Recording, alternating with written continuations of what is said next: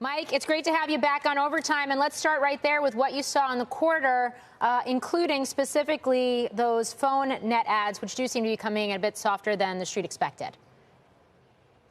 Well, it was just a really strong quarter overall on customer growth. I mean, as your lead-in said, 1.3 million postpaid net additions was an all-time record for a Q1. And those 500,000 postpaid phone nets were pretty much in line with expectations, and we were able to reaffirm our guide. Now our guide on overall postpaid and postpaid phones, the highest it's ever been at this point in a year.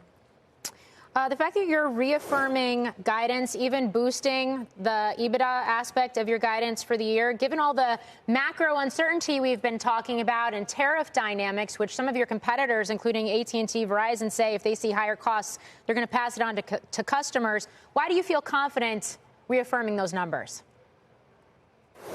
Well, we're, just firing on all cylinders as a business. And we were able to see customer revenue growth in Q1 outpace expectations. In fact, revenues per customer at both the account and the individual line level moved up past expectations, causing us to increase our guidance for the full year on both metrics. Now, revenue per account looking to be up 3.5% year over year, with overall service revenues probably closer to 6% up year over year. So customers just keep coming to T-Mobile. And, we have the most differentiated value proposition we've ever had. And I think, Morgan, to the premise of your question, in a time where people are raising their eyebrow maybe at the economy, they're certainly interested in the brand that can save them some money while giving them the world's best 5G network.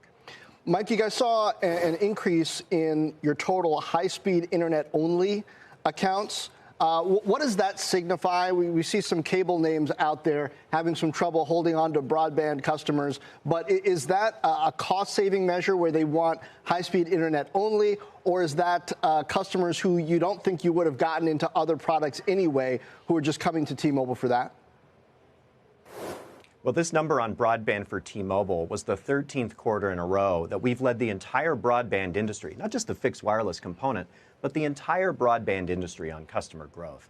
We signaled last fall that we see this being on its way to 12 million customers served by 2028, and we're very much on track for that. People love the service. It has the highest net promoter scores in the industry. It has an incredible value, and it really showcases the power of 5G and how it's changing what a lot of people thought about how the future would unfold. What can you tell us about the demand for value? Because I see postpaid phone ARPU was down a bit, in part because of higher promotional activity, bundled offerings. You also said that there was, I believe, higher promotional activity in consumer. Is there a search for value, for consolidation in wallet, as well as quality out there? Well, the nature of competition is constantly changing, but the extent of competition, not really. And I think this is a misunderstanding among some investors. Every quarter it plays out a little differently, but the industry overall is the healthiest it's ever been. T-Mobile's the best house in a really good neighborhood. I mean, overall industry cash flows last year were 50% higher than 2022, even during this period where people say it's getting too hot in the kitchen. I don't agree. The nature of the competition keeps changing, but that's what T-Mobile's good at staying in front of. How to think about the portfolio? Obviously, you have broadband. We just talked a little bit about that. You acquired Mint. Now you're acquiring U.S. Cellular. And then you are broadening out your partnerships, too. There was that perhaps most buzzed about, if not one of the most buzzed about, commercials that you put out with the Super Bowl, rolling out the beginning of your Starlink service and opening up some of that access to customers, even on other networks with other wireless operators. How are you thinking about the evolution of the portfolio and the role things like space are going to play in it?